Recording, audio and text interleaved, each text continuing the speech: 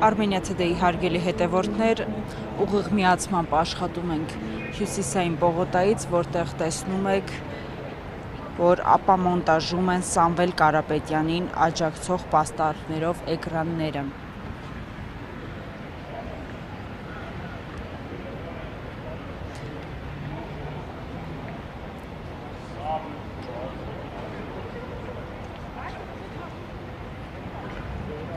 Այս պահին այստեղ են Երևանի քաղաքապետարանի աշխատակիցները։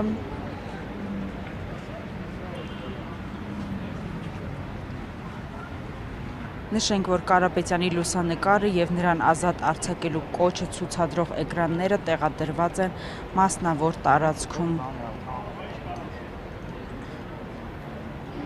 Armenia Today-ի տեղեկություններով քաղաքապետարանի ներկայացուցիչներ ավելի վաղ խնդրել էին հեռացնել այդ էկրանները։